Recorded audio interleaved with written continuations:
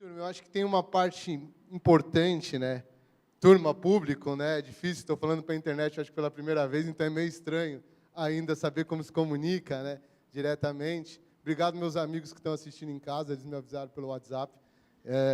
Essa tecnologia já chegou lá no Capão Redondo também, né? Eu acho que pela primeira vez eu queria conseguir trazer um pouco da minha trajetória, até com essa ligação cultural que é muito forte, para poder chegar nessa ponte imaginária, né, que o Genesi colocou tão bem aqui lá no começo da fala dele, que a gente precisa quebrar esses paradigmas dessas pontes que a gente cria entre periferia e o centro, né? Ou que a gente do outro lado da ponte chama de burguesia, né? Vamos ser claro com a palavra. A gente não chama de centro, chama os burgueses, né? A gente demora, ainda mais nesse momento que a gente está nessa polaridade, né? Grupo de um lado, grupo do outro. O quanto que a gente consegue fazer as conexões dessas pessoas, né? O quanto que a gente consegue misturar para ver o que vai dar, como já dizia uma música do Rapa, né? Uma banda que eu gosto muito. Eu nasci no Capão Redondo, mas precisamente num bairro chamado Jardim Lídia, e eu posso falar o nome porque tem uma música do Racionais que ele fala Jardim Lídia. Então, chegou para o mundo, né, esse bairro. Eu venho de uma família que meu pai era eletricista e minha mãe era serzideira. Eu não sei se muitos aqui sabem o que é serzideira, os mais novos não devem saber, que era arrumar tecido. Ela trabalhava numa tecelagem e arrumava tecido. E aí eu participei de um projeto que chamava Informática e Cidadania. Eu estudava numa escola, chamava Coronel Luiz Tenório de Brito, escola municipal, e aí eu trabalhei com uma questão chamada, num projeto chamado Informática e Cidadania. Eu ganhei pela insistência.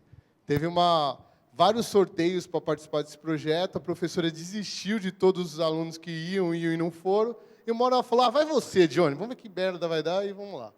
Ixi, falando palavrão na internet. E aí eu acabei... o Porta dos Fundos pode, né? Então, vamos lá. E aí eu acabei participando desse projeto, né? E aí eu comecei uma trajetória muito voltada com a questão de cidadania, que era uma questão muito forte, que era uma formação cidadã, política. Fui participar de conferências dos direitos da criança e adolescente, Fórum Social Mundial. Fui ter uma trajetória bem voltada com a questão política. Do outro lado, tinha um grupo de amigos meus que faziam cultura. Eu falava, mas que porra é essa? Não faz sentido. Cultura não transforma ninguém, não muda ninguém. A gente precisa lutar pelos nossos direitos, reivindicação. Vamos para lá, vamos tomar Brasília, vamos tentar olhar para esses lugares. E aí eu, nesse contexto, nessa dicotomia entre cultura, até tinha um grupo muito forte na região que chamava MUCA, que era Mudança com Conhecimento, Cinema e Arte. E era um grupo formado por adolescentes de 14, 15 anos, e eu brincava que eu ia formar o MUVUCA, né? Que eu não queria saber do MUCA, que não achava que a linguagem do cinema chegava do outro lado da ponte, que fazia muito uma reflexão apenas com quem estava do lado da elite paulistana, do outro lado da ponte. Estou olhando o tempo, tá? Eu vou me controlar nisso. Aí, os meus alunos que estão aqui, que já foram meus educandos, sabem que eu falo pra caramba, né? Que eu levo um tempo.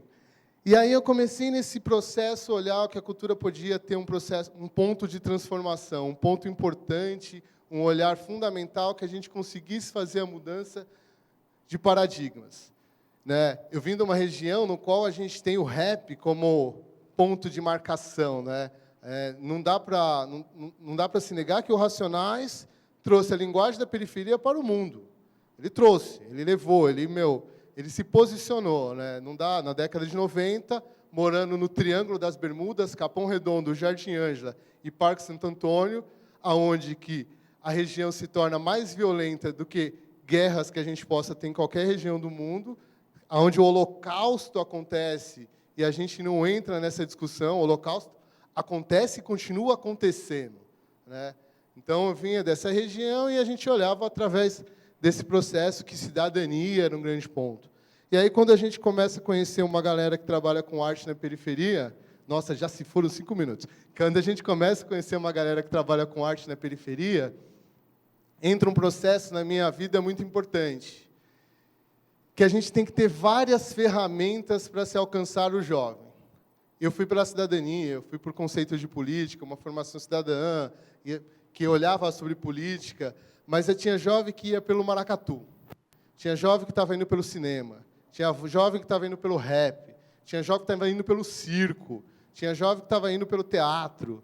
Então, a gente começa a olhar esse processo de mudança da periferia através dessas outras artes que começam a surgir. E na periferia tem um boom, né, nos anos 2000, depois do rap da década de 90, o boom dos anos 2000, que são saraus. A gente começa a ter uma grande explosão de saraus na região, seja na Zona Sul, com o mais famoso de todos, que é a Cooperifa, né, depois do Sarau do Binho, assim por diante, ou seja, na Zona Leste, da Jéssica, que está aqui, com os mesquiteiros, que surgem também na região de Ermelino Matarazzo, sem falar na Zona Norte, no Sarau da Brasa, e outros saraus que acabam surgindo durante essa vivência cultural que a gente começa a ter. E esse processo de surgimento do sarau se torna importante como posicionamento cultural da periferia. A periferia se posiciona fortemente como aqui se produz cultura. Aqui não recebe só cultura. A gente não recebe enlatado, a gente produz cultura. E começa a trazer. E as pontes começam a ficar mais próximas. Por quê? Porque o estudante da USP, lá da FEFELESTE, da PUC, de Direito, lá do Mackenzie, começa a falar, nossa, o que está rolando lá na periferia? Que sarau é aquele da Cooperifa? Que sarau é aquele lá em Ermelino Matarazzo? Começa a atravessar a ponte. Aí a gente começa... Tem até um processo que hoje tem uma crítica dessa gourmetização do sarau, mas eu acho que mesmo assim se torna importante esse processo que acontece. A gente começa a fazer as pontes. O sarau da Cooperifa começa a vir para outro lugar. Começa a rodar, começa a estar na feira literária, começa a estar na Bienal, né? Começa a ser chamado para a França. Aliás, a periferia é reconhecida pela sua cultura primeiro lá fora, né? Quando o Ferré surge com o livro dele, ele surge lá fora primeiro. Depois que ele se dá dentro da cidade de São Paulo e dentro dos outros lugares, né? Do outro lado da ponte. E esse processo que a gente começa a ter, da periferia chegando do outro lado e o outro lado começar a ver a ponte, é um grande plano de conexão, né? Quando a Monte Azul, lá no extremo sul de São Paulo, começa a ter os barzinhos culturais, que começa a levar a gente de diversos lugares da cidade para ocupar, a gente começa a misturar. A gente começa a misturar quem mora de um lado da ponte e quem mora do outro. E esse processo de cultura que chega dos dois lados, que a gente começa a trocar, e que a cultura da periferia entra como uma ferramenta de subsistência mesmo dos periféricos, assim chamados, a gente tem uma relação de extrema importância de quebra de paradigma de consumo de cultura na periferia, né? Hoje, todo mundo já conhece um pouco desses equipamentos culturais que existem. A periferia ainda recebe muita coisa, e eu acho que é um ponto de insistência muito grande de quem produz cultura na periferia, que é de levar o diferente também.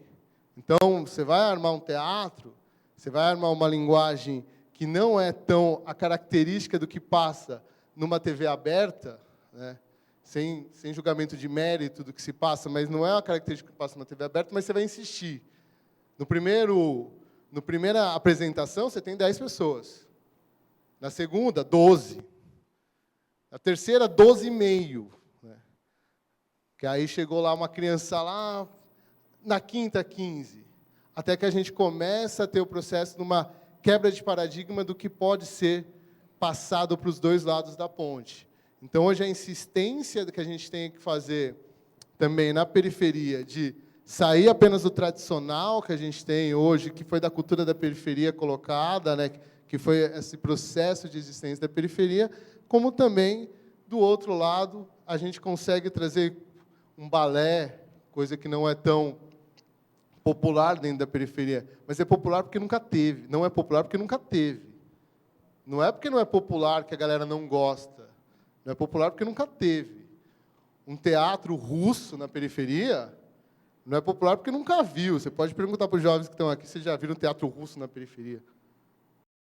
Mal o brasileiro. Né?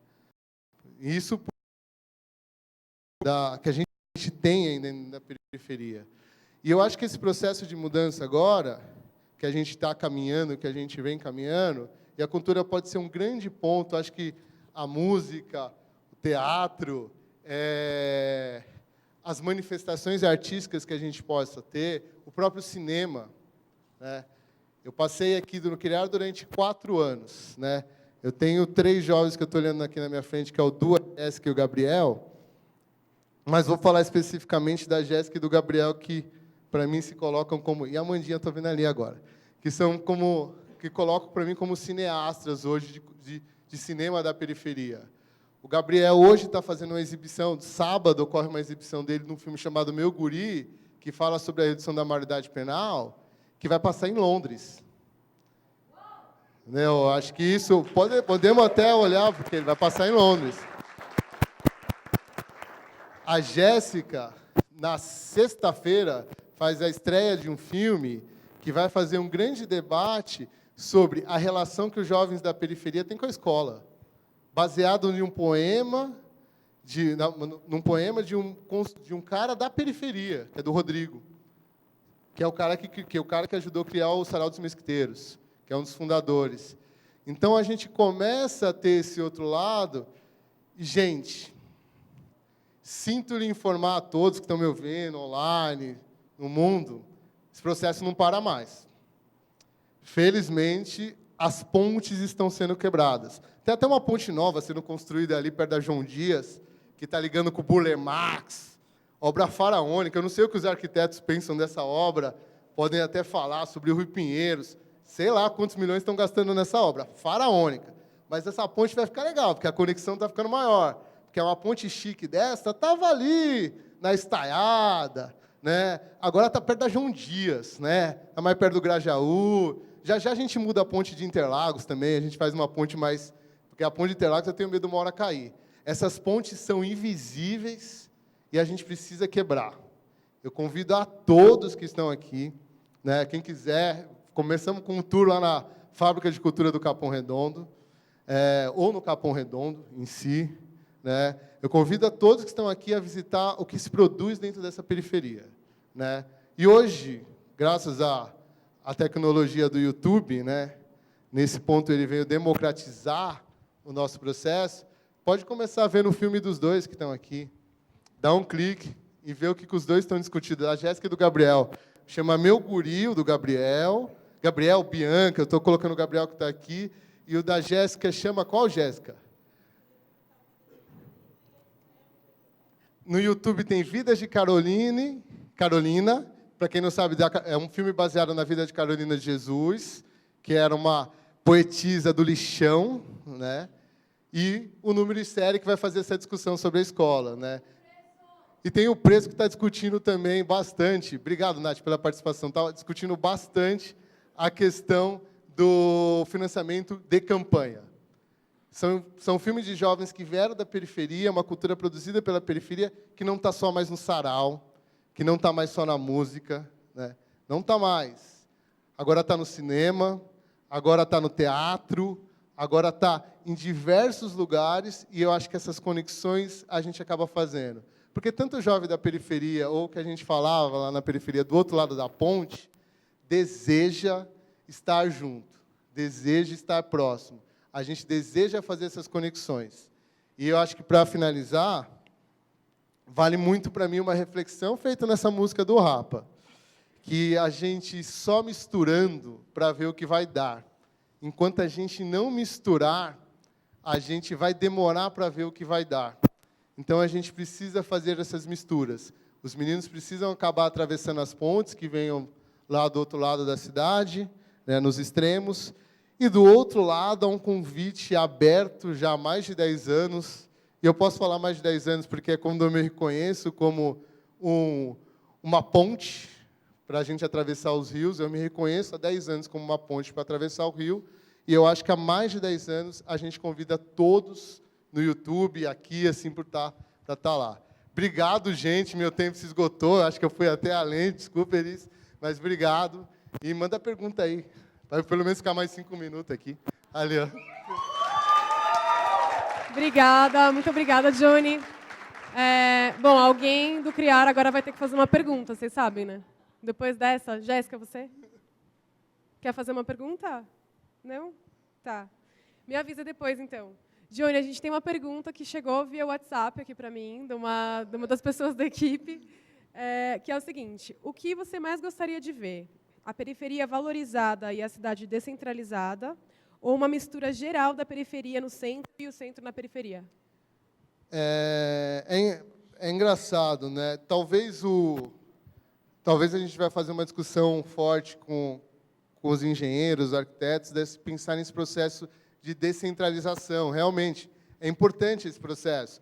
Os empregos continuam no centro, né? Eu acho que aí a gente entra até num outro debate. Os empregos continuam no centro. Para você ganhar bem, tem que atravessar a ponte. Eu mesmo sofri isso durante anos da minha vida nesse trabalho, mas eu sinto que a gente precisa primeiro misturar, até para que as pessoas que estão dos dois lados da ponte decidam onde desejam morar, né? Eu acho que ainda não há uma decisão de onde você deseja morar. Você só conhece aquele espaço, né? Quem nasceu em Pinheiros, quem vive na região de Pinheiros, às vezes está muito nessa região, circula até o centro de São Paulo, volta, pouco conhece. Quando eu estava terminando a pós na GV, tinha 60% da minha sala não sabia o que era o outro lado da ponte, não sabia nem o que era o Bulemax, né? Que é no Morumbi. Então, eu acho que a gente tem que primeiro misturar, né? Primeiro fazer esses intercâmbios que a gente tem. Eu acho que algumas coisas como...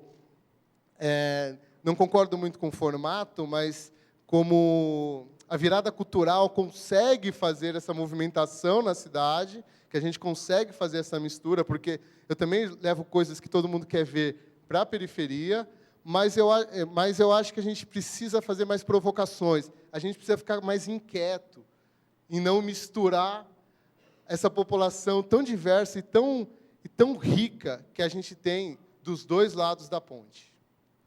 Tá, aí chegou uma pergunta aqui do Twitter, da Patrícia Alencar. É minha amiga. Valeu, Paty. Obrigado. Obrigada pela audiência, Paty. Valeu, Paty. A todos os nossos amigos que estão assistindo a gente pela internet também.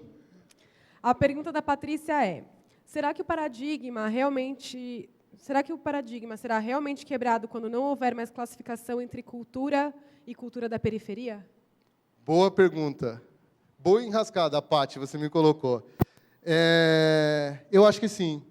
Eu acho que, primeiro, a gente teve um processo de conseguir marcar o que vinha da periferia, o que vinha... Então, se posicionar, trazer esse posicionamento nosso, mas eu acredito bastante no que a Paty está trazendo, que a Paty é uma produtora, trabalha na Educar, fez um filme chamado Gente Muda de Muro em Muro, que é um filme que fala sobre grafite dentro da periferia.